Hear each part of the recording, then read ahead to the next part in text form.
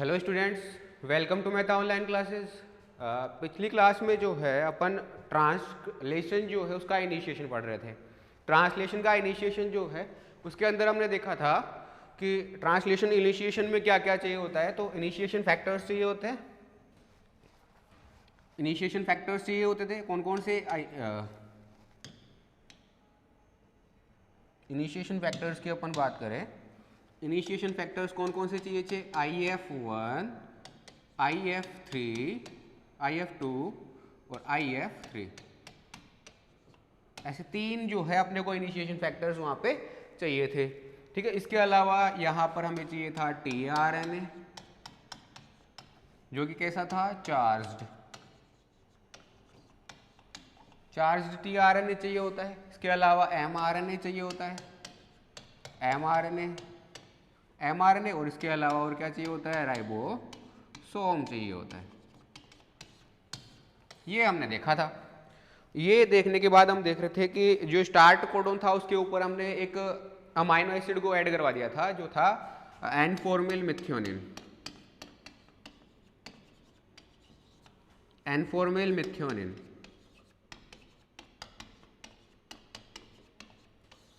N-formal methionine एक amino acid क्या किया था हमने यहाँ पे ऐड करवा दिया था पहले स्टार्ट कोडोन के ऊपर। उसके बाद हम जो है इनिशिएशन अब हो चुका है अपना। तो इनिशिएशन होने के बाद जो है अब चेन जो है हमारी पॉलीपेप्टाइड चेन उसको अपने को क्या करवाना है? इलोंगेट करवाना है। इलोंगेशन अब हमें करवाना होता है। इलोंगेशन करवाने के लिए हम क्या करते हैं?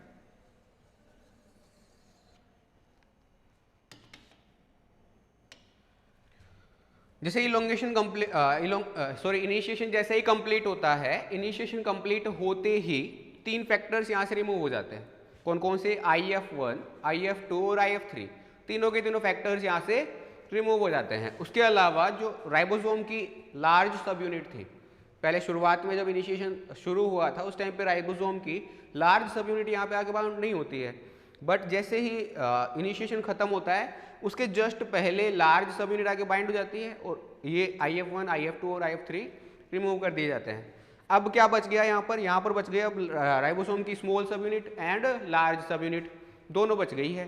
ठीक है, स्मॉल सब यूनिट जो है उसके पास में तीन साइट्स थी। तीन साइट कौन कौन सी? तीन साइट कौन कौन सी थी? E, P और A। E, P और A, ये तीन साइट्स थी इसके पास में, जिसमें से जो A साइट है यहां से कोई भी tRNA एंटर करता है। tRNA अब जो भी आएगा, नया tRNA जो भी आएगा वो कहां से एंटर करेगा? A साइट से एंटर करेगा। फिर एन-फॉर्मिल मिथ्योनिन जो है एक अकेला एक्सेप्शन है जो यहाँ A साइट से एंटर नहीं करता, वो सीधा P साइट पर आके ऐड होता है। वो A साइट पर एंटर नहीं करता। A साइट पर एंटर क्यों नहीं करता? क्योंकि वहां पर जो है A साइट पर जो है वहां IF1 जो है पहले से बैठा हुआ था।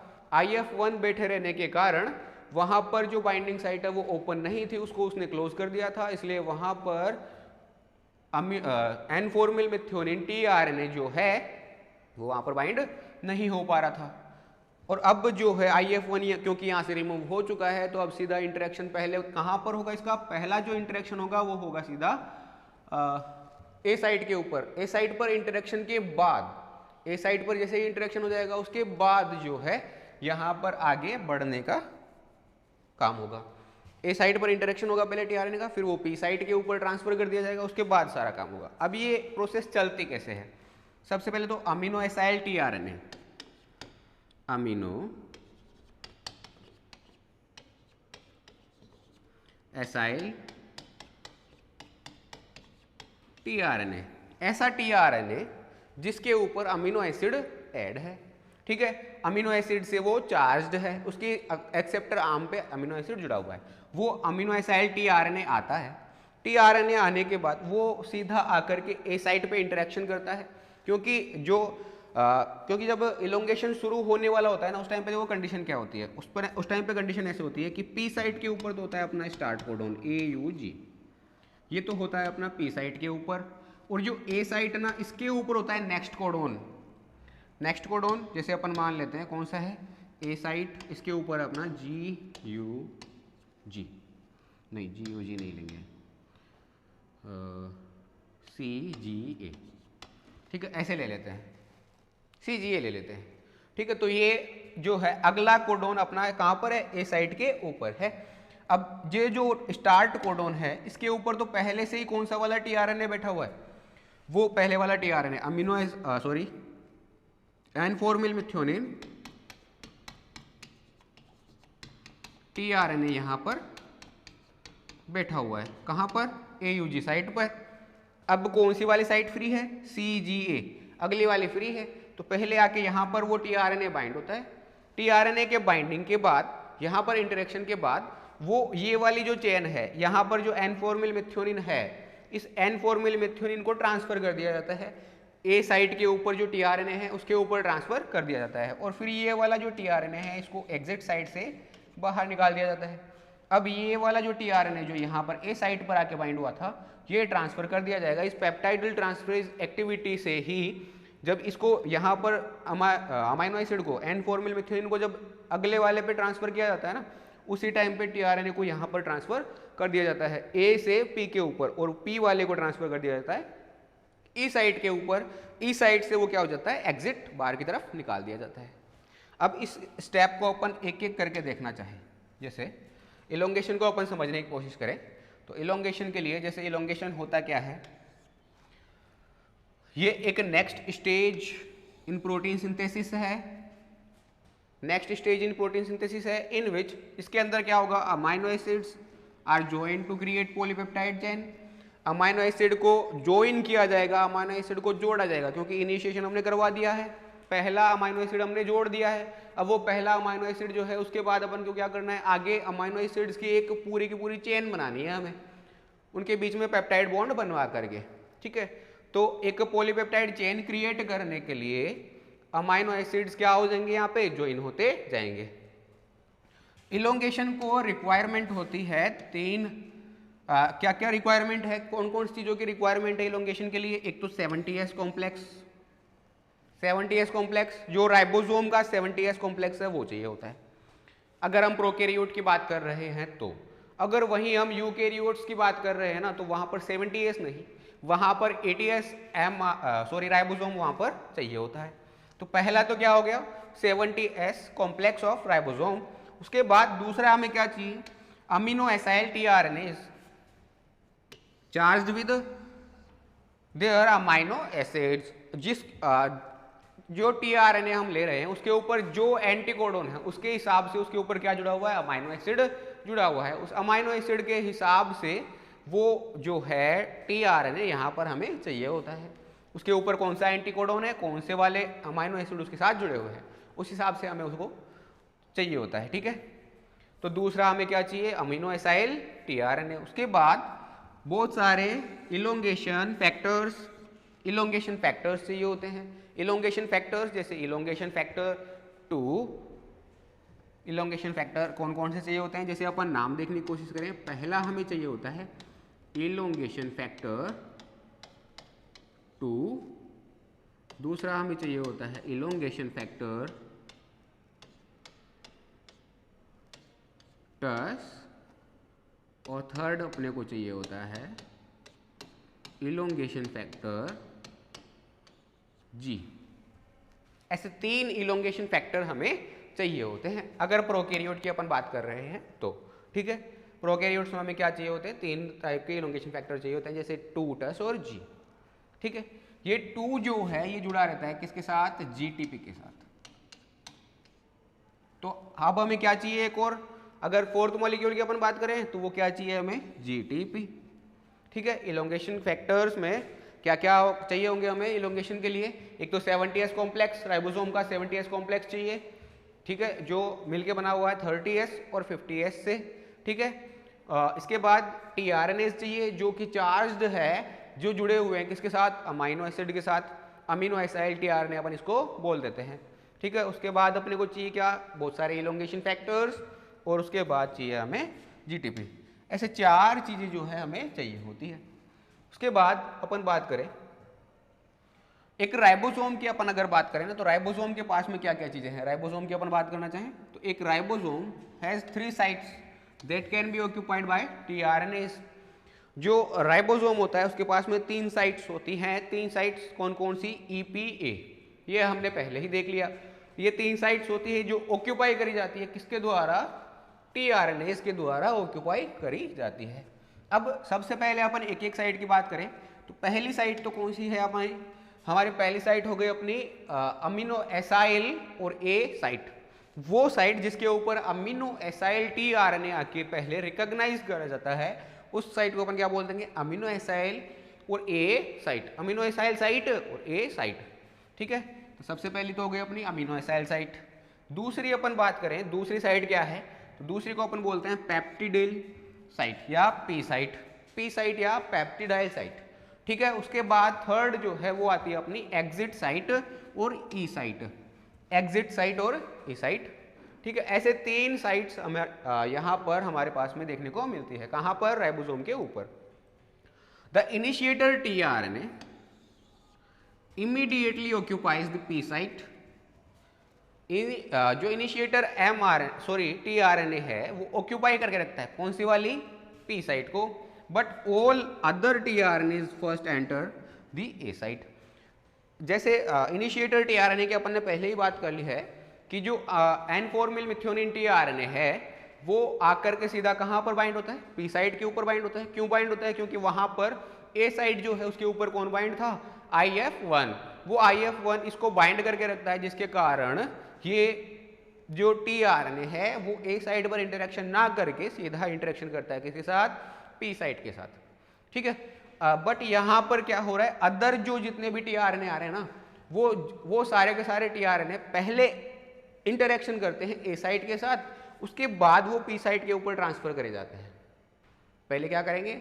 A साइट के साथ इंटरेक्शन करेंगे, उसके बाद वो P साइट के ऊपर ट्रांसफर किए जाएंगे, ठीक है। तो after initiation the ribosomes is attached to the mRNA and fmet tRNA is positioned over the AUG start codon in the P site। जैसे ही इनिशिएशन जैसे ही कंप्लीट होगा, इनिशिएशन कंप्लीट होने के बाद क्या क्या रिमूव कर दिए थे अपन ने? IF1, IF2 और IF3 ये हमने रिमूव कर दिए थे। बट रिमूव करने के बाद में भी यहाँ पर क्या क्या चीज़ें बच गई है? यहाँ पर चीज़ें बच गई है mRNA, उसके ऊपर जुड़ा हुआ राइबोसोम, और राइबोसोम के साथ में जुड़ा हुआ एक जो स्टार्ट कोडोन वाला tRNA है F methionine tRNA, formal methionine tRNA, ठीक है। ये tRNA कहाँ पर पोजिशनड रहता है, कहाँ पर अटैच रहता है? तो AUG स्टार्ट कोडोन के ऊपर अटैच रहेगा, ठीक है। ये स्टार्ट कोडोन है कहाँ पर? जब हमने इनिशिएशन करवाया था तब हमने देखा था स्टार्ट कोडोन को P साइट के ऊपर अपन रखते हैं, और बाकी की E साइट और A साइट दोनों को कौन पकड़ के रखता है? E साइट को पकड़ के रखता है IF3 और A साइट को पकड़ के रखता है IF1, ठीक है। तो ये जैसे इनको पकड़ के रखे हुए थे, और जैसे ही कोई नया कोडोन आएगा ना, नया tRNA आएगा, वो कहाँ पर अटैच होगा? Adjacent A site is unoccupied. वो जो एडजेसेंट इसके A साइट है वो अनऑक्यूपाइड है, तो अब इस अनऑक्यूपाइड साइट के ऊपर ही आकर के बाइंड होगा। जहाँ पर पहले से ही कोई बैठा हुआ है वहाँ पर कोई थोड़ी बैठ सकता है, जहाँ पे सीट खाली है वहीं पर तो बैठ सकता है। तो सीट खाली कहाँ पर है? A साइट के ऊपर। A साइट के ऊपर सीट खाली है तो यहाँ पर आकर के नया tRNA बैठेगा, फिर वो आगे ट्रांसफर कर दिया जाएगा P साइट के ऊपर, ठीक है।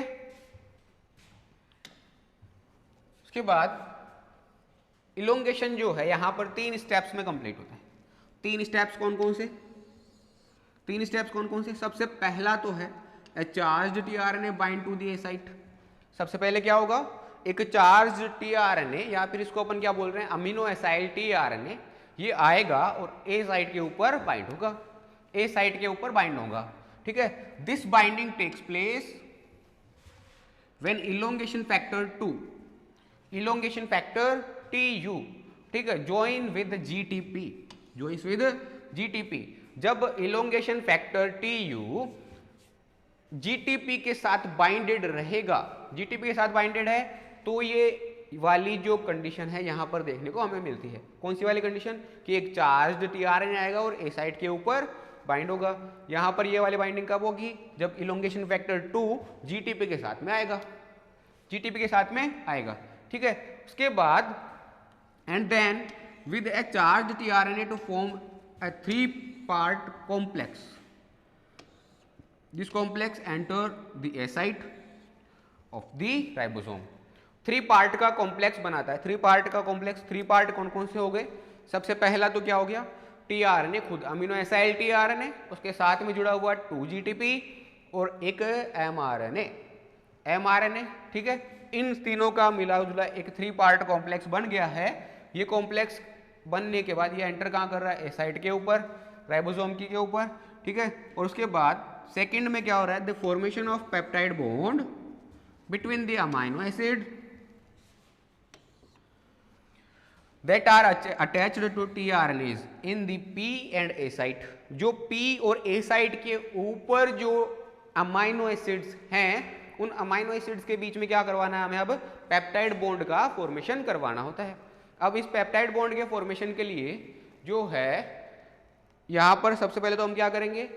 A साइट के ऊपर जो tRNA हमारा है, उस tRNA को हम आगे P साइट की तरफ ट्रांसफर करवाना स्टार्ट करते हैं. और P वाले का जो अमाइनो एसिड है, जो P साइट के ऊपर AUG कोडोन वाला जो F मिथ्योनिन tRNA है, उसका F मिथ्योनिन वहाँ से हटाते हैं, उसको A वाले के ऊपर ट्रांसफर करवाते हैं और इसको निकाल देते हैं बाहर. ठीक है,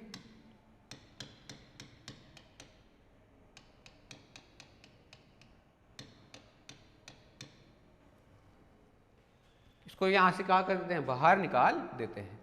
ठीक है, तो यहाँ कहाँ किस किसके बीच में आपने बॉन्ड बनवा दिया? P और A साइट के ऊपर जो tRNA बैठे हुए थे, उनके बीच में हमने क्या करवा दिया? बॉन्ड का फॉर्मेशन करवा दिया. The formation of this peptide bond releases the amino acid in the P site from its tRNA. ये जो फॉर्मेशन ऑफ बॉन्ड है, formation of this peptide bond releases the amino acid in P site from its tRNA. जो P site के ऊपर tRNA बैठा हुआ है, उसके ऊपर से तो अमाइनो एसिड को हटा दो, उसके ऊपर से तो अमाइनो एसिड को हटा देना है. उसको कहाँ पर ऐड करवाना? फिर कहाँ पर ऐड करवाएंगे? उसको अगले वाले पर, जो A साइट के ऊपर tRNA था, उसके साथ में जो अमाइनो एसिड है उसके ऊपर उसको ट्रांसफर करवा देते हैं. ठीक है, evidence indicates that the catalytic activity is the property of the ribosomal RNA in the large subunit of the ribosome. अगर हम बात करें ये वाली जो कैटालिटिक एक्टिविटी हो रही है, जिसमें हम क्या कर रहे हैं? P साइट वाले tRNA के जो अमाइनो एसिड है, उस अमाइनो एसिड को वहां से रिमूव करवा करके हम A साइट वाले tRNA के ऊपर अटैच करवा रहे हैं. ये वाली जो कैटालिटिक एक्टिविटी है ना, जो ये कंप्लीट करवा रही है, ये कैटालिटिक एक्टिविटी होती है लार्ज सब यूनिट के राइबोसोमल आरएनए के पास में. लार्ज सब यूनिट जो है उसके राइबोसोमल आरएनए के पास में ये वाली एक्टिविटी होती है. This rRNA act as a ribozyme. ये जो आरआरएनए है, राइबोसोमल जो राइबोसोम का जो राइबोसोमल आरएनए है, ये शो करता है एंजाइमेटिक एक्टिविटी. और ऐसे आरआरएनए या आरएनए जो एंजाइमेटिक एक्टिविटी शो करते हैं, उनको अपन क्या बोल देते हैं? राइबोजाइम्स. राइबोजाइम्स. तो यहाँ पर आरआरएनए क्या कर रहा है? एक तरह से राइबोजाइम की तरह काम कर रहा है. ठीक है, अच्छा, तो इससे पहले अपन समझना चाहें कि ये काम क्यों हो रहा है? P साइट वाले tRNA के अमाइनो एसिड को A साइट वाले के ऊपर ट्रांसफर क्यों करवाया जा रहा है? A साइट वाले को भी तो P साइट वाले के ऊपर ट्रांसफर करवाया जा सकता था. ठीक है, तो इसके लिए अपन समझना चाहें तो देखो कैसा हो रहा है. सबसे पहले अपन बात करें किसकी?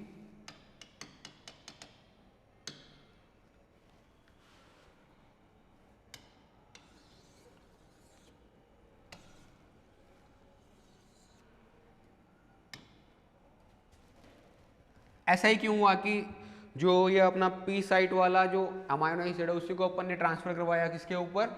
A साइट वाले के ऊपर. ऐसा क्यों नहीं हुआ कि A साइट वाले को ट्रांसफर करवा दे P साइट वाले के ऊपर? ये चीज़ देख रहे हैं अपन, है ना. जैसे ये अपना क्या है? mRNA. इसके ऊपर बाइंड हो रखा है ये राइबोसोम. ठीक है, इसके पास में ये साइट हो गई E, P और A. ठीक है, यहाँ पर जब जैसे अपनी पॉलीपेप्टाइड बनना स्टार्ट होती है, ठीक है, तो यहाँ पर क्या है? ये tRNA, ये एक और tRNA, इसके साथ में जुड़ा हुआ है एक अमाइनो एसिड जिसका ये एन टर्मिनस फ्री है.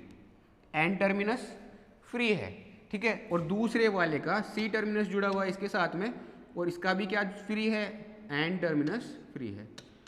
ये एन टर्मिनस इसका फ्री है, एन जो टर्मिनल है इसका वो क्या है, फ्री है, दोनों का फ्री है। अब हमें पेप्टाइड जब बनानी होती है ना, तो हमने ये पढ़ा हुआ है कि पेप्टाइड जब बनती है तो इसका सबसे पहले बनता है एन सिरा, एन टर्मिनस पहले बनता है और सी सिरा बनता है बाद में।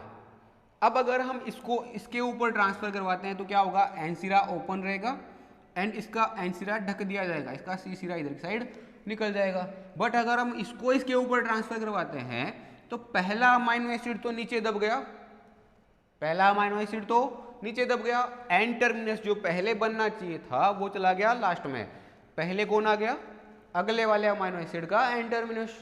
तो इसके हिसाब से अगर हम ऐसे चल रहे होते तो पेप्टाइड का फिर हमें क्या बोलना चाहिए था कि पहले कौन बनेगा, सी टर्मिनस, पहले तो कौन बनेगा, सी टर्मिनस, उसके बाद एन टर्मिनस बनेगा। फिर हमें ये बोलना चाहिए था अगर हम इसको ऐसे ट्रांसफर करवाते हैं, बट हम बोलते क्या है कि पहले बनता है एन टर्मिनस उसके बाद बनता है सी टर्मिनस, ठीक है। तो अगर हम ऐसे फॉर्म में चलवाना चाहें तो पहले क्या करना पड़ेगा, इस वाले अमाइनो एसिड को हमें इसके ऊपर ट्रांसफर करवाना पड़ेगा, जिससे क्या होगा, इसका एन टर्मिनस फ्री रह जाएगा और इसका सी टर्मिनस इंटरैक्ट कर लेगा अगले वाले के एन टर्मिनस के साथ, ठीक है, और फिर से बन जाएगा ये। तो ये वाला तो बीच में आ गया, इसका पहला एन फिर बाद में सी, पहले कौन बना एन बाद में कौन बना सी।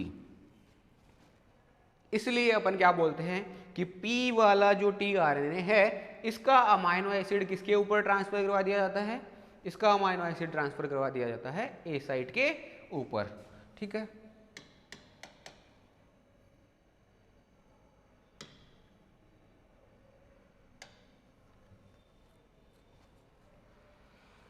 ठीक है, तो ये हो गया। इसके बाद अपन बात करें कि ये पेप्टाइड फॉर्मेशन अपन ने करवा दिया, पेप्टाइड का फॉर्मेशन अपन ने करवा दिया। उसके बाद जो है थर्ड स्टेप में क्या होगा, थर्ड स्टेप में जो होता है इलोंगेशन इज ट्रांसलोकेशन।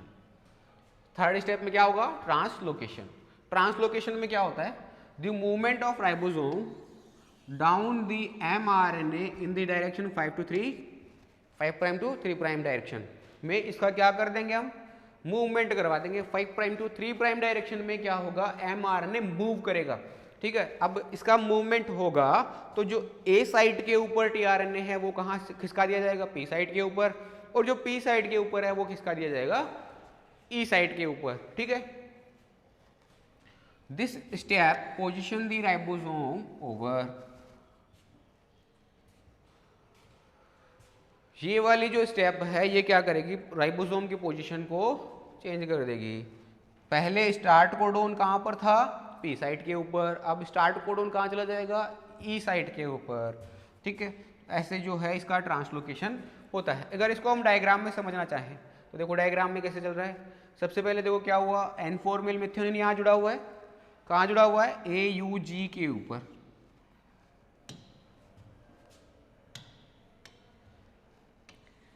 AUG के ऊपर जुड़ा हुआ है कौन, N4 मिल मिथ्योनिन।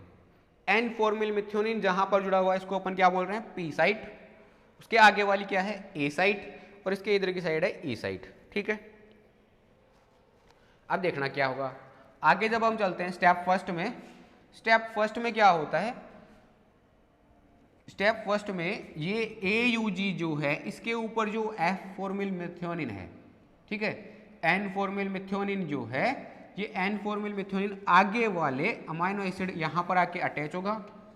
फर्स्ट स्टेप में क्या होगा, आगे वाला tRNA यहाँ पर आके ए साइड के ऊपर अटैच होगा, जिसका सीक्वेंस क्या है यहाँ पर CCC है, ठीक है। तो इसके ऊपर GGG वाला एंटीकोडोन वाला tRNA आके बाइंड हो जाता है, किसके साथ, EF2GTP के साथ, EF2GTP के साथ में आके यहाँ पर अगला tRNA अमाइनो एसिड tRNA आके बाइंड हो गया, ठीक है। ये tRNA जब बाइंड हो जाता है उसके बाद यहाँ पर पेप्टाइड बॉन्ड का फॉर्मेशन हम करवाते हैं। पेप्टाइड बॉन्ड का फॉर्मेशन किस किस के बीच में, इसका C टर्मिनस और इसका N टर्मिनस, इन दोनों के बीच में हम क्या करवा देते हैं, पेप्टाइड बॉन्ड का फॉर्मेशन करवा देते हैं। पेप्टाइड बॉन्ड का जैसे ही फॉर्मेशन होगा फिर उसके बाद अगली वाली में जो अगली वाली एक्टिविटी होने वाली है, अगली वाली एक्टिविटी में क्या होता है, वहां पर ये पेप्टाइड बॉन्ड जो है इसके बनने के बाद एफ फॉर्मिल मिथ्योनिन को प्रोलीन के ऊपर ट्रांसफर करवा दिया जाता है। ये इसको इसके ऊपर ट्रांसफर करवा देंगे और ये राइबोसोम खुद उधर की साइड खिसक जाएगा। इधर की साइड खिसकने से क्या होगा, ए साइड यहाँ आगे की तरफ खिसक जाएगी। ये ए साइड जो पहले थी वो बन जाएगी पी साइड और पी साइड बन जाएगी ई साइड। ठीक है, ये ई साइड में कन्वर्ट हो जाएगी। यहाँ पर आकर के अब ये एन फॉर्मिल मिथ्योनिन टीआरएनए जो है यहाँ से अगले स्टेप में यहाँ से रिमूव कर दिया जाएगा और ये जो पहला इसके बाद में जो अगला दूसरा कोडोन आ रहा था इसके साथ में जुड़ा हुआ जो अमाइनो एसिड है ये अगले वाले में जब ट्रांसफर होगा तब इस वाले टीआरएनए को ई साइट पे ट्रांसफर कर दिया जाएगा। ऐसे आगे जो है ये मैकेनिज्म आगे चलती रहेगी। ठीक है, इस तरह से आगे मैकेनिज्म चलती रहती है।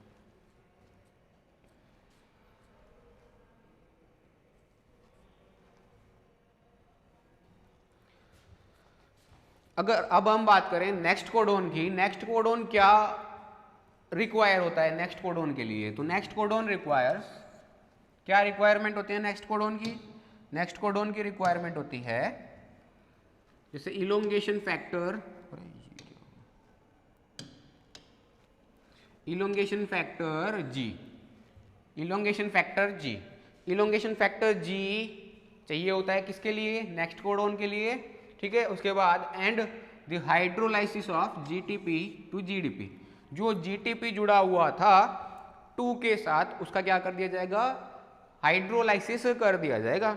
ठीक है, जैसे ही उसका ट्रांसलोकेशन होगा, ट्रांसलोकेशन के टाइम पे क्या कर दिया जाएगा? इसका जीटीपी का जीडीपी में ब्रेक डाउन करवा दिया जाएगा।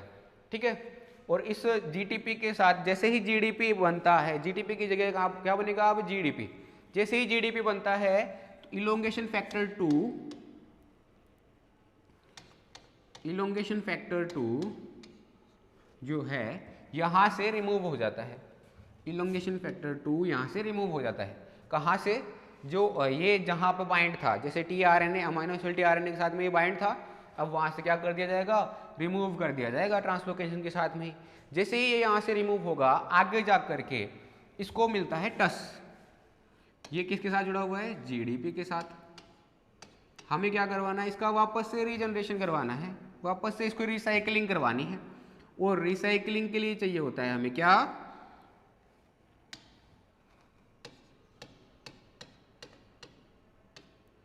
EF2 GTP होना चाहिए था ये।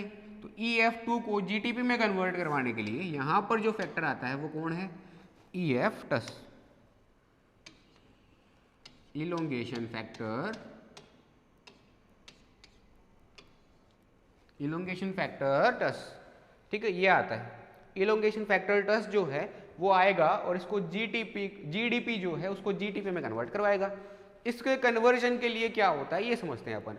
ये जो EF टस है इसको अपन एक नाम और दे सकते हैं, क्या?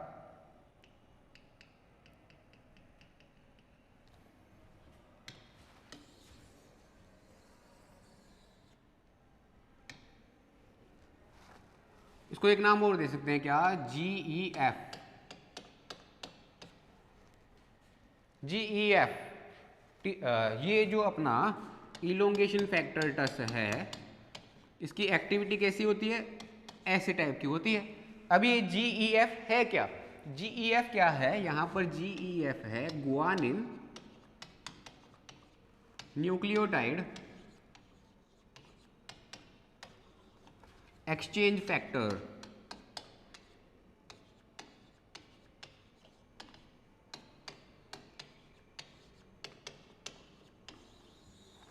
गुआनिन न्यूक्लियोटाइड एक्सचेंज फैक्टर, ये गुआनिन न्यूक्लियोटाइड एक्सचेंज फैक्टर क्या करता है? जैसे किसी मॉलिक्यूल के साथ में जीडीपी जुड़ा हुआ है, ठीक है, और हमें क्या करना चाहिए? हमें क्या करना है कि उसके साथ में जुड़वाना है जीटीपी। तो ये गुआनिन न्यूक्लियोटाइड एक्सचेंज फैक्टर जो है ये क्या करता है? उस जीडीपी को वहां से रिमूव करवाता है और रिमूव करवा करके उसके प्लेस पर जीटीपी ऐड करवा देता है। उसके प्लेस पर क्या करवा देता है? जीटीपी को ऐड करवा देता है। जीडीपी को रिमूव करवाता है एंड जीटीपी को ऐड करवाता है। ठीक है, तो यही काम क्या कर रहा है यहाँ पर? EF इलोंगेशन फैक्टर टस ये क्या करता है? जैसे ही इलोंगेशन फैक्टर 2 जीडीपी के साथ बाइंड होता है इसकी एफिनिटी कम हो जाती है। किसके लिए? टीआरएनए के लिए। अमीनो एसिड टीआरएनए के लिए इसकी एफिनिटी क्या हो जाएगी? कम हो जाएगी। अब हमें क्या करना है, अमीनो एसिड टीआरएनए के लिए एफिनिटी को वापस से बनाना है, क्योंकि अगला जो टीआरएनए आएगा वो भी कौन लेके आएगा, EF2GDP, EF2GTP, sorry GTP, GDP नहीं GTP, ठीक है। तो EF2GTP में हमें इसको कन्वर्ट करवाना पड़ेगा। EF2GTP में कन्वर्ट करवाने के लिए अब हमें क्या करना पड़ेगा, इसको जो है वापस से चेंज करवाना पड़ेगा, किसकी हेल्प से, EF टस, ये क्या लेके आता है अपने साथ, GTP को लेके आता है, ये GTP इसको दे जाता है और खुद किस में कन्वर्ट हो जाता है, GDP में कन्वर्ट हो जाता है। EF टस GDP, ये यहाँ से अपना GTP इसको देता है और उसका GDP खुद लेकर के निकल देता है, और यहाँ पर ग्वानिन न्यूक्लियोटाइड जो है उसको एक्सचेंज करवा करके चला जाता है। इसने इसको एक्सचेंज करवा दिया, ठीक है। इसके बाद जो है, इसके बाद जो है यहाँ पर जो टेस्ट का काम था वो क्या हो गया, GTP ऐड करवाना, वो वहाँ से चला जाता है। उसके बाद जो है यहाँ पर EFG ये क्या करवाएगा, ये जो है आगे इसका ट्रांसलोकेशन करवाता है, because the tRNA in the P and A sites are still attached to the mRNA through codon anticodon pairing. They do not move with the ribosome as the translocation. जैसे जैसे ट्रांसलोकेशन होता है, जैसे जैसे ribosome आगे खिसकता जाता है, वैसे वैसे क्या होता जाएगा, एंटीकोडोन और कोडोन से जुड़े हुए जो टीआरएनए हैं वो टीआरएनए आगे मूव नहीं करते, वो वहाँ की वहाँ पर रहते हैं। वो वहाँ की वहाँ पर है तो उनके लिए जो साइट थी टीआरएनए की वो चेंज हो जाती है, जो ए साइट पर था वो पी साइट पर, जो पी साइट पर था वो ई साइट पर खिसका दिया जाता है। तो consequently the ribosome shift so that the tRNA that previously occupies the P site now occupies the E site, ठीक है। जैसे जैसे जैसे राइबोसोम आगे शिफ्ट होता जाएगा वैसे वैसे क्या होता जाएगा, जो प्रीवियसली P साइट को ऑक्यूपाई कर रहा था वो अब क्या ऑक्यूपाई करेगा, E साइट को ऑक्यूपाई करेगा, from which it moves into the cytoplasm where it can be recharge with the another amino acid. जब ये टीआरएनए ई साइट से रिमूव कर दिया जाएगा तो रिमूव करने के बाद में ये क्या होगा, साइटोप्लाज्म में जाएगा और साइटोप्लाज्म में जाकर के नए अमाइनो एसिड के साथ ऐड होगा, नए अमाइनो एसिड के साथ में ऐड कर दिया जाएगा। अब नया अमाइनो एसिड के साथ ऐड हो गया, जैसे इसका कोडोन आएगा उस कोडोन के ऊपर अपनी वापस से बाइंडिंग करके वहाँ पे अमाइनो एसिड को ऐड करवा देगा, ठीक है। After translocation the A site of the ribosome is empty and ready to receive the tRNA specified by the next codon। जैसे ही ये ट्रांसलोकेशन होता है, ए साइट जो है जो कि पहले ऑक्यूपाई कर ली गई थी दूसरे वाले दूसरे वाला जो tRNA था उसके द्वारा ऑक्यूपाई कर ली गई थी, वो अब क्या हो जाएगी, एम्प्टी हो जाएगी, वो खाली हो गई है। उस खाली स्पेस को क्या करेंगे हम, दूसरा जो नेक्स्ट tRNA आएगा उसके द्वारा हमें यहाँ पर क्या करवाना है, इस खाली स्पेस को भरवाना है। ये खाली स्पेस भर दिया जाएगा, ठीक है। ये कौन से वाले टीआरएनए से, वो टीआरएनए जो स्पेसिफाइड है by the next codon, next codon के द्वारा क्या है स्पेसिफाइड, उसके द्वारा यहाँ पर इस साइड को भर दिया जाएगा। The elongation cycle repeats itself after, ये जब ये वाला एक साइकिल जब कंप्लीट हो जाएगा उसके बाद ये इलोंगेशन साइकिल जो है बार बार अपने आप को रिपीट करता है, बार बार अपने आप को ही रिपीट करता रहता है और आगे चलता रहता है।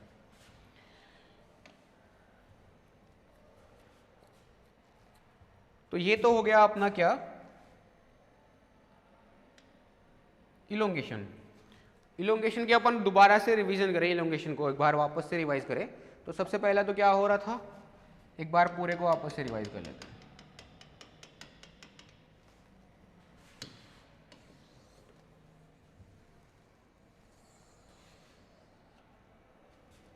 इलोंगेशन में हो क्या रहा है, पूरे को एक बार फिर से वापस से रिवाइज कर लेते हैं, ठीक है। ये एक एमआरएनए है, ये अपना एक एमआरएनए है, ठीक है। इस एमआरएनए के ऊपर जैसे स्टार्ट कोडोन आया AUG, ठीक है। इस AUG के ऊपर या AUG से पहले जो है यहाँ पर ई साइट के ऊपर कौन आके बाइंड हो गया था, IF3, और इसके ऊपर आके बाइंड हो गया था IF1, ठीक है। IF1 और IF3 ने क्या किया, इन दोनों साइट्स को ऑक्यूपाई कर लिया। अब बीच में P साइट बच गई, इस P साइट को ऑक्यूपाई कौन करेगा, इसको ऑक्यूपाई करेगा F फॉर्मिल या N formal methionine tRNA, MET tRNA।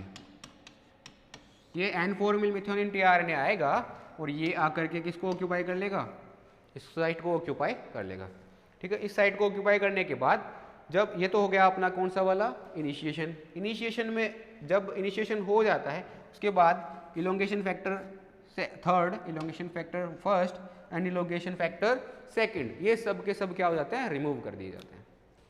सब के सब क्या कर दिए गए, रिमूव कर दिए गए। अब यहाँ पर क्या बच गया, जैसे अपन जैसे अपन आगे की बात करें, आगे जो है यहाँ पर क्या बच गया, एक तो लार्ज सब यूनिट, एक स्मॉल सब यूनिट। स्मॉल सब यूनिट में अपने पास क्या है, ई, पी और ए, ठीक है। पी के ऊपर जुड़ा हुआ है tRNA, पी के ऊपर कौन जुड़ा हुआ है, tRNA जुड़ा हुआ है। इस tRNA के ऊपर जो है यहाँ पर अपना एक अमाइनो एसिड आकर के ऐड हो रखा है, ठीक है। इसके बाद यहाँ पर ए साइड के ऊपर एक और अमीनो एसाइल tRNA आता है, यहाँ पर बाइंड होता है, ठीक है। क्योंकि पहले पी साइट को किसने ऑक्यूपाई किया हुआ है, ये जो अपना N फॉर्मिल मिथ्योनिन tRNA है इसने ऑक्यूपाई किया हुआ है। ए साइट फ्री है अपनी, ए साइट के ऊपर आके कौन बाइंड होता है, जो नया वाला tRNA है वो आके बाइंड हो जाता है, वो बाइंड हो गया। इसके बाइंड होने के बाद यहाँ पर इसको लेके कौन आया है tRNA को, तो लेके आने वाला फैक्टर कौन है, EF2GTP। EF2GTP यहाँ पर इसको लेके आता है, ठीक है। EF2GTP इसको लेके आ गया। उसके बाद यहाँ पर पेप्टाइड बॉन्ड का फॉर्मेशन होता है। पेप्टाइड बॉन्ड का फॉर्मेशन किस किस के बीच में, पेप्टाइड बॉन्ड का फॉर्मेशन होगा यहाँ पर, ये जो N फॉर्मिल मिथ्योनिन है इसका ये वाला जो सिरा है C सिरा, ये वाला है N सिरा। N सिरा तो रखना है हमें फ्री, तो इसका C सिरा जो है वो जा करके बाइंड हो जाता है इसके N सिरे के साथ, इसका N सिरा और ये वाला C सिरा इसके N सिरे के साथ जा करके बाइंड हो जाता है। N सिरे के साथ बाइंड हो गया, पेप्टाइड बॉन्ड का फॉर्मेशन हो गया। अब ये पेप्टाइड बॉन्ड फॉर्मेशन के बाद ये पूरा का पूरा सिस्टम जो है राइबोसोम वाला, राइबोसोम ये आगे खिसक जाते हैं। आगे खिसकेंगे तो आगे खिसकने के साथ में जो इसकी साइट्स हैं, ए साइट, पी साइट और ई साइट, ये भी क्या कर जाएगी, आगे मूव कर जाएगी। मूव करेगी तो जैसे ही ए साइट जो ऑक्यूपाई की हुई थी अमीनो एसिड tRNA द्वारा, वो तो पहुंच जाएगी कहाँ पर, पी साइट के ऊपर। अमीनो एसिड tRNA कहाँ पहुंच गया, पी साइट के ऊपर। जो N फॉर्मिल मिथ्योनिन tRNA था वो पहुंच गया ई साइट के ऊपर, और आगे ए साइट फिर से क्या हो गई, खाली हो गई। अब ए साइट जब खाली हो चुकी है तो क्या हम यहाँ पे दूसरा नया tRNA ऐड करवा सकते हैं, बिल्कुल करवा सकते हैं। अब ये साइकिल फिर से आगे चलता रहेगा। जब यहाँ पे ट्रांसलोकेशन होता है तो यहाँ पर जो है 2GTP जो है इसका क्या हो जाएगा, ये GDP में कन्वर्ट हो जाएगा। इस GDP को वापस से GTP में कन्वर्ट करवाने का काम कौन करता है, टस, और ट्रांसलोकेशन करवाने का काम कौन करता है, EFG, ठीक है। तो ये सारे की सारी आज हमने देखी, ये पूरी प्रोसेस जो है यहाँ पर इलोंगेशन की चल रही होती है। इनिशिएशन अपन ने कल देख लिया था, इलोंगेशन आज हमने देख लिया है, प्रोकैरियोटिक इलोंगेशन। बाकी का जो है वो अपन देखते हैं अगली क्लास के अंदर। आज के लिए इतना ही। Hello students, welcome to Meta online classes. पिछली क्लास में जो है हमने ट्रांसलेशन इलोंगेशन जो कि प्रोकैरियोट्स में था वो हमने देख लिया था, ठीक है। प्रोकैरियोट्स में ट्रांसलेशन का इलोंगेशन हम देख चुके थे। इसके बाद जो है ट्रांसलेशन का अपन यहाँ पर ट्रांसलेशन का टर्मिनेशन देखने वाले हैं, termination of translation in prokaryotes. Prokaryotes में अगर टर्मिनेशन की बात करें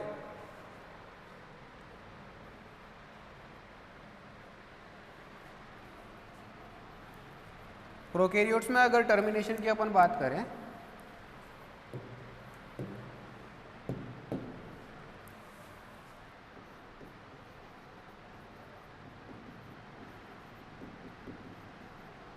टर्मिनेशन ऑफ ट्रांसलेशन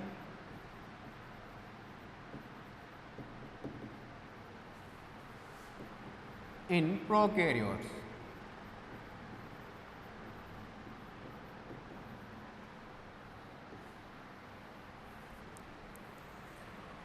प्रोकैरियोट्स में टर्मिनेशन के लिए यहाँ पर ना जो नए फैक्टर्स हमें चाहिए होते हैं कि हर एक प्रोसेस के लिए हम यहाँ पर फैक्टर्स देख रहे हैं। जैसे इनिशिएशन हमने कराया तो इनिशिएशन के लिए हमने वहाँ पर देखे थे फैक्टर्स, इनिशिएशन फैक्टर्स, ठीक है। उसके बाद हमने जैसे इलोंगेशन करवाया तो इलोंगेशन के लिए भी हमने क्या देखे थे, वहाँ पर फैक्टर्स देखे थे जो इलोंगेशन करवाने में काम में आ रहे थे, उनको अपन बोल रहे थे इलोंगेशन फैक्टर्स, ठीक है। और उसके बाद जो है अपन अब देख रहे हैं टर्मिनेशन।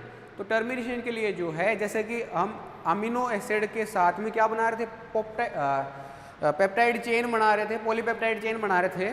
तो पॉलीपेप्टाइड चेन को अब क्या करवाएंगे, रिलीज करवाएंगे। तो रिलीज फैक्टर यहाँ पर काम में आते हैं, ठीक है।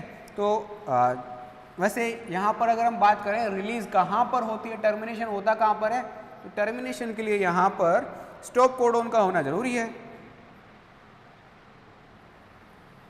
Termination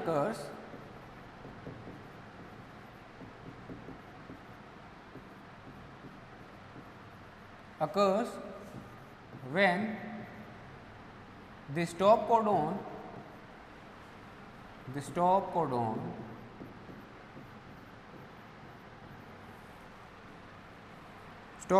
like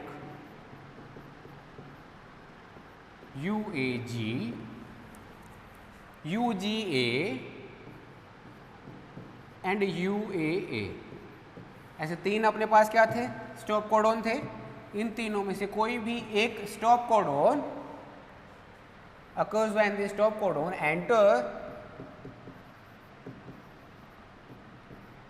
enter in A site of small subunit of ribosome।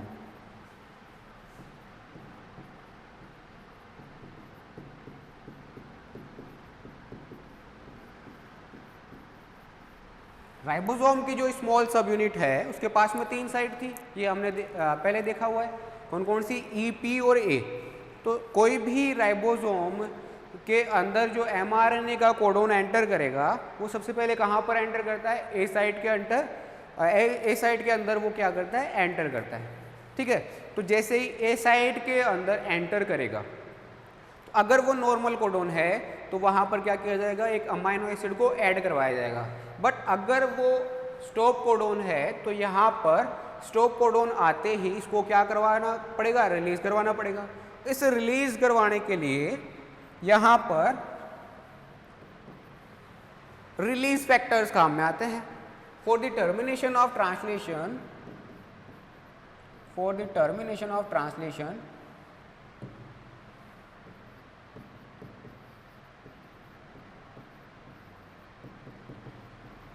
termination of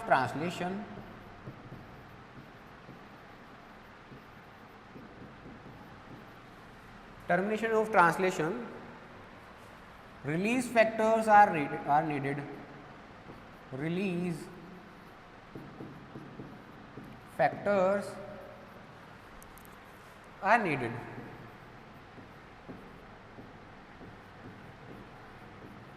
release factors की यहाँ पर नीड होती है। रिलीज फैक्टर्स कौन कौन से, जैसे रिलीज फैक्टर कितने, तीन टाइप के रिलीज फैक्टर यहाँ पर काम में आते हैं। Release factor 1, second release factor 2 and third release factor 3। तीन फैक्टर्स यहाँ पे काम में आते हैं। तीनों के तीनों का अलग अलग काम होता है। तीनों का अलग अलग काम क्या है, जैसे release factor 1 and release factor 2, ये जो है स्टॉप कोडोन को रीड करके उसको स्कैन करने का काम करते हैं। स्कैनिंग का काम तो कौन करेगा, release factor 1 and release factor 2। ये रीड करके स्कैन करके रिकॉग्नाइज करेंगे कि ये वाला कोडोन कौन सा है, ये स्टॉप कोडोन है, ठीक है। तो ये कौन कौन से को रीड करते हैं, कौन कौन से को स्कैन करते हैं। जैसे हम बात करें रिलीज फैक्टर 1 की, तो रिलीज फैक्टर 1 जो है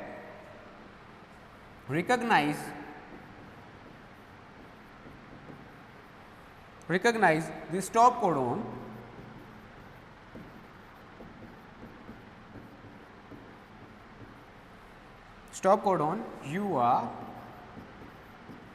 UAA and UAG। UAA and UAG को ये रिकॉग्नाइज करता है। रिलीज फैक्टर फर्स्ट जो है ये किस किस को रिकॉग्नाइज करेगा, UAA एंड UAG को। ठीक है, इसी तरह से जो रिलीज फैक्टर 2 है ये रिकॉग्नाइज करता है, recognise the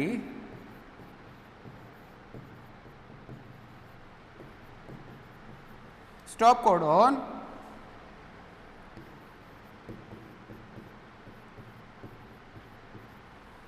codon UAA and UGA। मतलब दोनों के लिए एक कोडोन तो कॉमन है। एक कोडोन कौन सा वाला? UAA। ये तो दोनों के दोनों रीड कर सकते हैं, बट एक कोडोन अलग है। कौन सा वाला? जैसे रिलीज फैक्टर 1 जो है वो रीड करता है UAG एंड रिलीज फैक्टर 2 है वो रीड करता है UGA। ठीक है, तो ये दोनों के लिए अलग अलग है। इसके बाद जो रिलीज फैक्टर 3 है ये असिस्ट करता है, assist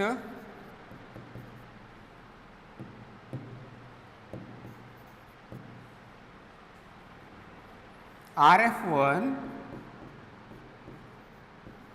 and RF2 interaction with the ribosome.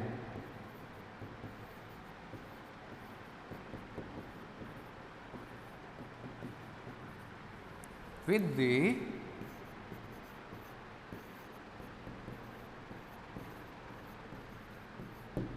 Ribosome के साथ में जो RF1 और RF2 का इंटरेक्शन हो रहा है, रिलीज फैक्टर 1 और रिलीज फैक्टर 2 का जो इंटरेक्शन यहाँ पर हो रहा है, उस इंटरेक्शन को देखने के लिए और उस इंटरेक्शन को असिस्ट करने का काम कौन करता है? RF3, release factor 3।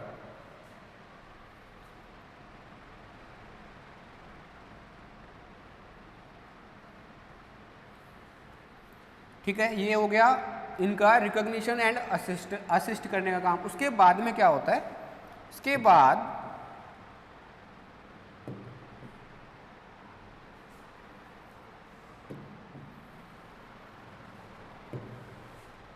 असिस्ट करने के बाद after the recognition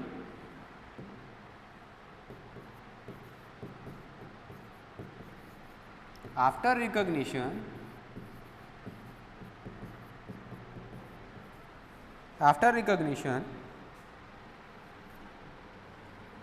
the release factor 1 recognition by release factor 1 and release factor 2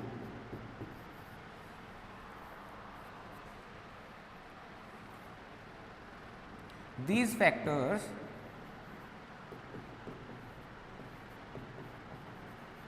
trigger the hydrolysis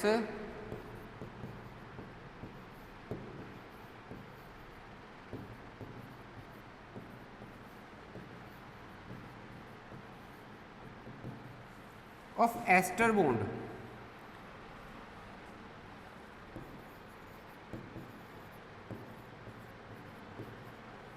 Ester bond in peptidal tRNA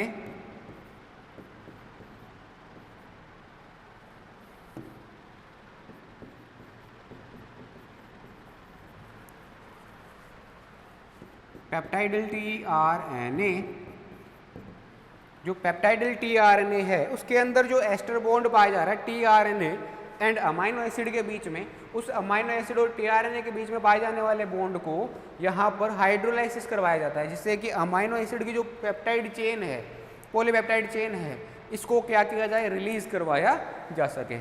ठीक है, and the release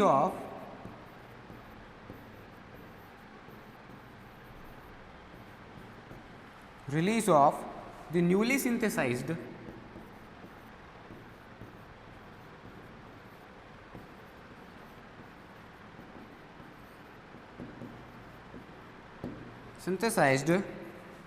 protein from the ribosome.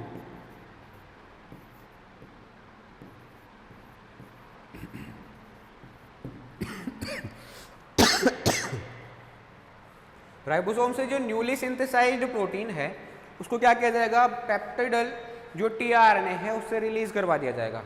कैसे? Ester bond को break करके। ठीक है, ये हो गई अपनी क्या रिलीज फैक्टर वाली कहानी। इसमें देखो जैसे रिलीज फैक्टर वाली कहानी यहाँ पर हमें डायग्राम में देखने को मिल रही है, जिसमें क्या हो रहा है, जैसे यहाँ पर हम देखना चाहें तो यहाँ पर देखो जैसे क्या हो रहा है, जैसे ए साइट है, ए साइट के ऊपर कोई स्टॉप कोडॉन आया, ए साइट के ऊपर क्या आया, स्टॉप कोडॉन आया, उसको रिकॉग्नाइज किया RF1 या RF2 ने। ठीक है, RF1 या RF2 ने क्या कर दिया, इसको रिकॉग्नाइज कर दिया। रिकॉग्नाइज करने के बाद जैसे ही RF3 GDP आएगा, सॉरी, रिकॉग्नाइज करने के बाद ये असिस्ट करी जाएगी किसके द्वारा, RF3 के द्वारा। असिस्ट करने के बाद इसको क्या किया जाएगा, यहाँ से एस्टर बॉन्ड को ब्रेक किया जाएगा, किसके द्वारा, RF3 GDP जो आ रही है इसके द्वारा, और रिलीज करवा दिया जाएगा इसको आगे की तरफ। ये वाली जो प्रोसेस है, इस प्रोसेस में यहाँ पर जब टीआरएनए को यहाँ से रिलीज करवाते हैं ना, तो टीआरएनए को रिलीज करवाने के लिए क्या चाहिए होती है, जीटीपी जो है वो आएगी और इसको टीआरएनए को यहाँ से रिमूव करवाएगी। ठीक है, सॉरी टीआरएनए नहीं, रिलीज फैक्टर को यहाँ से रिमूव करवाएगी। ठीक है, रिलीज फैक्टर यहाँ से रिमूव हो गया, RF3 और रिलीज फैक्टर यहाँ से रिमूव हो गया। RF3 यहाँ पर बाइंडेड है जीटीपी की फॉर्म में, RF3 को बाद में रिलीज कर दिया जाता है। जैसे ही रिलीज फैक्टर 1 यहाँ से रिमूव हुआ, उसके बाद में RF3 रिलीज फैक्टर 3 भी क्या हो जाएगा, डिसोशिएट हो जाएगा। ठीक है, और यहाँ पर ये जो अब राइबोसोम का जो कॉम्प्लेक्स है, ये भी क्या हो जाएगा, धीरे धीरे वापस से डिसोशिएट कर दिया जाएगा। ठीक है,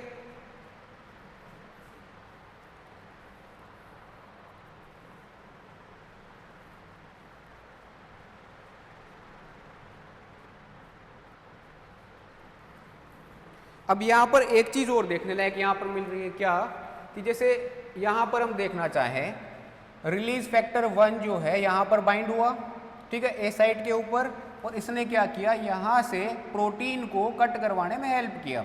अब इसकी जो कट करवाने वाली साइट है, जो पेप्टाइडल ट्रांसफरेज एक्टिविटी को जो एस्टर बॉन्ड को ब्रेक करवाने का काम कर रही है, ठीक है, वो जो साइट है उसके ऊपर अमाइनो एसिड कौन से वाले पाए जाते हैं, तो यहाँ पर GGQ एक मोटिफ पाया जाता है अमाइनो एसिड का। G मतलब ग्लाइसिन, ठीक है, ग्लाइसिन और Q, यहाँ पर अमाइनो एसिड का एक मोटिफ पाया जा रहा है। ये मोटिफ क्या करेगा, इस प्रोटीन को यहाँ से कट करवाएगा टीआरएनए से, और कट करवा करके इसको रिलीज करवाने में हेल्प करता है। GGQ मोटिफ यहाँ पर आ जाता है। ठीक है, ये एक चीज़ और मिल गई। इसके अलावा आगे हम देखना चाहें, ये तो बात हुई अपनी कौन सी वाली, ये तो बात हो गई अपनी टर्मिनेशन की, ट्रांसलेशन टर्मिनेशन इन प्रोकैरियोट्स। अब हम बात करें translation initiation in eukaryotes. Translation initiation in eukaryotes की बात करें तो यहाँ पर पहले तो हम बात कर लेते हैं कौन कौन से फैक्टर्स यहाँ पर चाहिए होते हैं। Factors needed in initiation factors,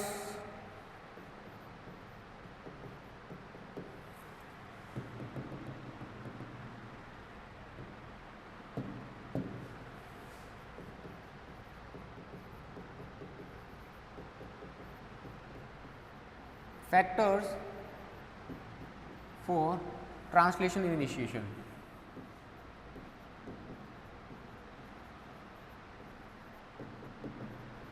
Translation initiation.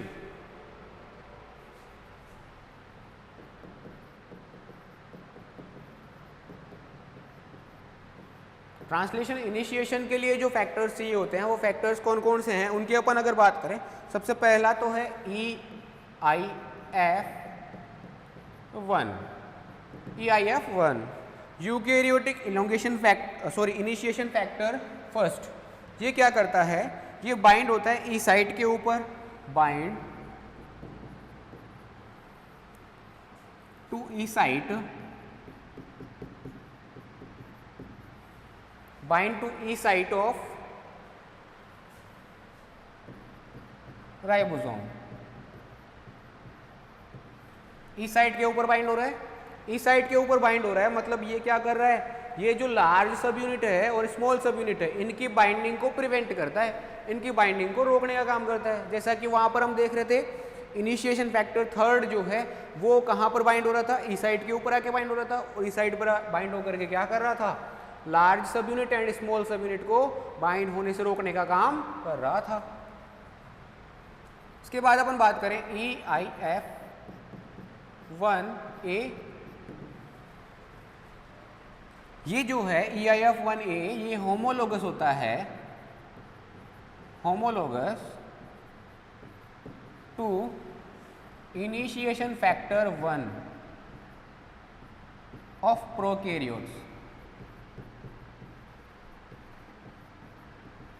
Prokaryotes का जो इनिशिएशन फैक्टर फर्स्ट है उसके होमोलोगस होता है। अब जैसे इनिशिएशन फैक्टर फर्स्ट जो है वो क्या कर रहा था, ए साइट के ऊपर बाइंड हो रहा था, तो ये भी क्या करेगा, ए साइट के ऊपर जाके बाइंड होता है। ए साइट के ऊपर बाइंड होकर के जो टीआरएनए है 4' मिथ्योनिन टीआरएनए, उस 4' मिथ्योनिन टीआरएनए को ए साइट के ऊपर बंधने से रोकता है, ए साइट पर उसकी बाइंडिंग को प्रिवेंट करता है।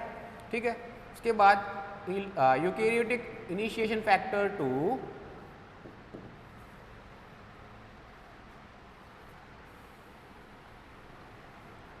ये क्या रखता है, जीटीपीएज activity, have जीटीपीएज activity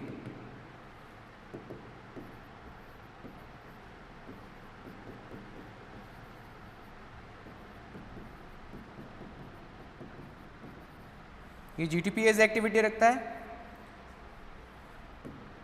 and binds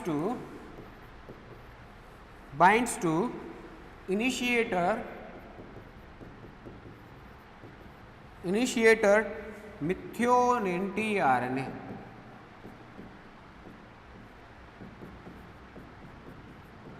methionine tRNA के साथ में जाके बाइंड हो जाता है।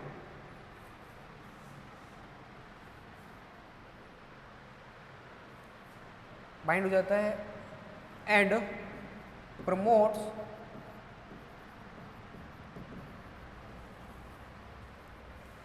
promotes its binding to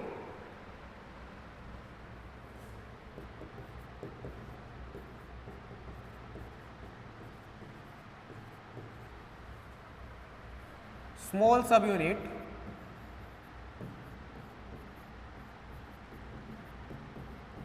of ribosome।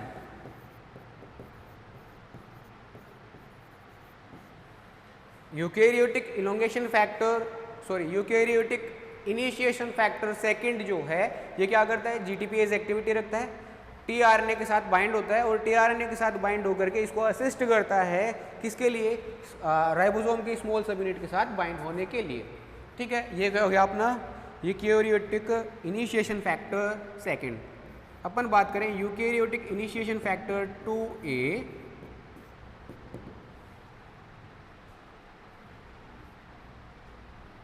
Sorry 2A नहीं 2B,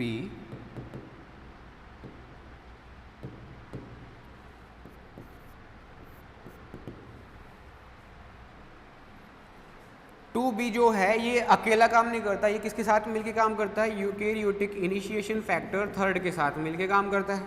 ये दोनों मिल करके क्या कर रहे होते हैं, ये दोनों मिल करके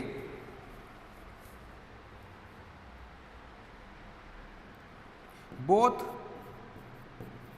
आर, पहले इनिशिएशन फैक्टर है जो जाकर के बाइंड होते हैं 40S सब यूनिट के साथ, both are first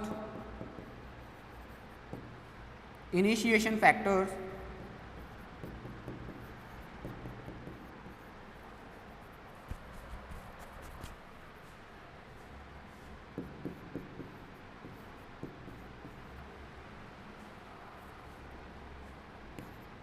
to bind 40S सब unit.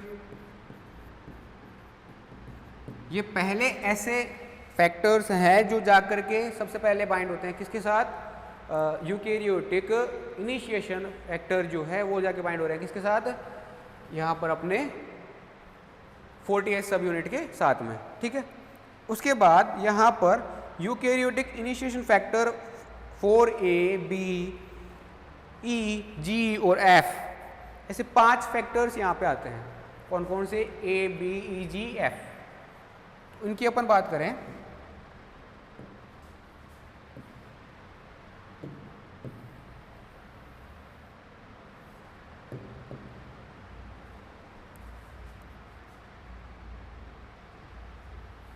Eukaryotic initiation factor A, ये आरएनए हेलिकेज एक्टिविटी रखता है।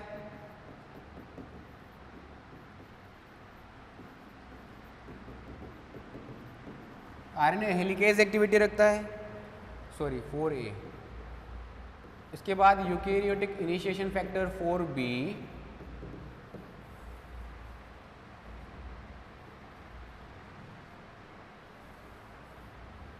ये mRNA के साथ बाइंड होता है, बाइंड्स टू mRNA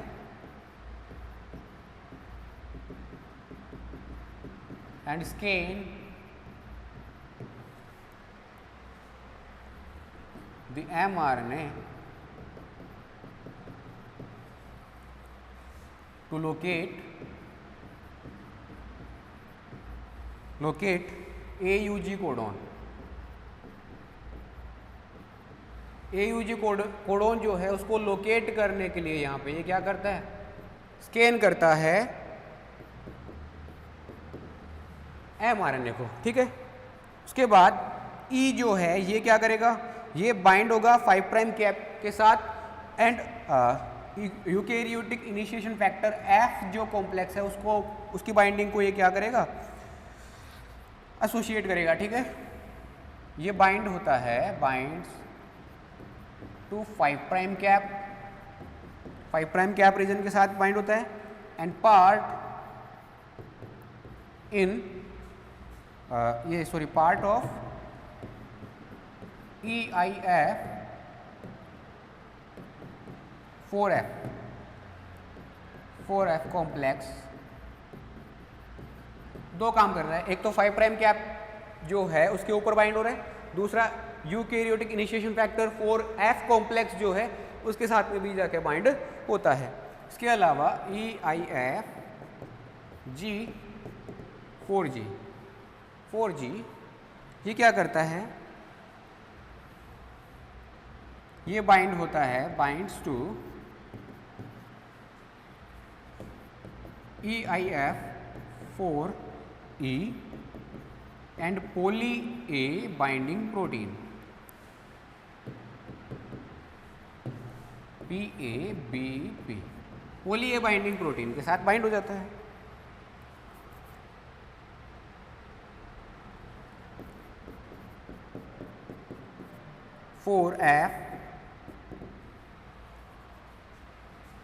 ये क्या होता है? ये एक कॉम्प्लेक्स होता है, complex containing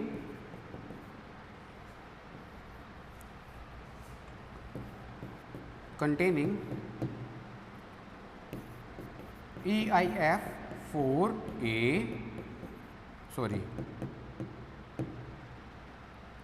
E A and G। ये वाला कॉम्प्लेक्स क्या रखेगा? E, A और G को एक कॉम्प्लेक्स बनाता है जिसको अपन क्या बोलते हैं? EIF 4F, ठीक है। इसके बाद EIF 5 और EIF 5A, दो कॉम्प्लेक्स है यहाँ पर। ये क्या करेगा? ये प्रमोट करेगा dissociation of several other initiation factors, promotes dissociation of several other initiation factors, ठीक है। और ये जो आगे वाला है ये क्या करता है? बैक्टीरियल IF2 के होमोलॉग होता है,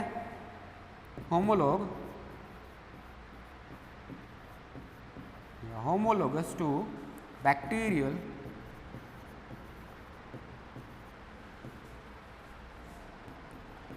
इनिशिएशन फैक्टर 2। इनिशिएशन फैक्टर 2 के ये क्या होता है? होमोलॉग होता है। ये तो सारे हो गए इनिशिएशन फैक्टर्स और इनिशिएशन फैक्टर्स के वर्क्स। कि इनिशिएशन फैक्टर्स क्या क्या वर्क करते हैं, क्या क्या काम करते हैं। इसे अपन एक बार फिर से इनको देखना चाहें, इनको एक एक को देख लेते हैं। जैसे सबसे पहले इनिशिएशन फैक्टर फर्स्ट आ रहा है, ये क्या करता है, ई साइट के ऊपर बाइंड होता है, जैसा कि इनिशिएशन फैक्टर थर्ड बाइंड हो रहा था, और लार्ज कॉम्प्लेक्स, लार्ज सब यूनिट एंड स्मॉल सब यूनिट की बाइंडिंग को प्रिवेंट करता है। ठीक है, उसके बाद दूसरा है अपना फर्स्ट ए, ये होमोलोगस होता है इनिशिएशन फैक्टर फर्स्ट के, जो प्रोकैरियोट्स में पाया जाता है, और ये क्या करेगा, tRNA को ए साइट पर बंधने से रोकता है। EIF2 ये GTPase एक्टिविटी रखता है, tRNA के साथ बाइंड होता है, tRNA के साथ बाइंड होकर के प्रमोट करता है इसकी बाइंडिंग को, किसके साथ, स्मॉल सब यूनिट के साथ। EIF2B ये जो है और EIF3 ये दोनों के दोनों क्या होते हैं, फर्स्ट इनिशिएशन फैक्टर होते हैं जो स्मॉल सब यूनिट के साथ बाइंड होते हैं। उसके बाद 4A, 4B, 4E ये क्या है, ये सारे के सारे कॉम्प्लेक्स है जिनके पास में अलग अलग एक्टिविटीज़ होती है। जैसे 4A के साथ, ए के पास में तो क्या होती है, हेलिकेज एक्टिविटी, बी के पास में क्या होती है, mRNA को स्कैन करने की एक्टिविटी होती है जब तक कि AUG कोडोन ना आ जाए। और 4E जो है ये क्या करेगा, ये 5 प्राइम कैप के साथ बाइंड होता है, और उसी के साथ में एक कॉम्प्लेक्स यहाँ पर पाया जाता है EIF 4F कॉम्प्लेक्स, इस कॉम्प्लेक्स का भी ये पार्ट होता है। इस कॉम्प्लेक्स के अंदर कौन कौन सी प्रोटीन पाई जाती है, तो EIF 4E, A और G ये सारे प्रोटीन यहाँ पर पाई जाती है, ये वाले सारे सारे फैक्टर यहाँ पे पाए जाते हैं। इसके अलावा EIF 5 जो है, ये EIF 5 जो है ये प्रमोट करता है dissociation of other initiation factors, जितने भी अदर इनिशिएशन फैक्टर्स पाए जा रहे हैं उन सब के डिसोसिएशन को प्रमोट करता है। एंड EIF 5A ये जो है ये बैक्टीरियल IF इनिशिएशन फैक्टर 2 के होमोलॉग होता है, जो क्या करेगा, tRNA को असिस्ट करता है बाइंडिंग के लिए यहाँ पर। ठीक है, ये हो गया। इसके बाद जैसे आगे अपन बात करें, डायग्राम में समझने की कोशिश करें कौन कौन सा क्या क्या कर रहा है। तो यहाँ पर देखो, जैसे EIF 1, EIF A और इनिशिएशन फैक्टर 5 ये सारे के सारे आ करके स्मॉल सब यूनिट को पकड़ लेते हैं। ये स्मॉल सब यूनिट जो है इसके ऊपर EIF 3 जो है ये एक तरह से स्कैफोल्ड प्रोटीन की तरह काम करता है। स्कैफोल्ड प्रोटीन की तरह काम करके इन सारे के सारे फैक्टर्स को एसोसिएशन में हेल्प कर रहा होता है।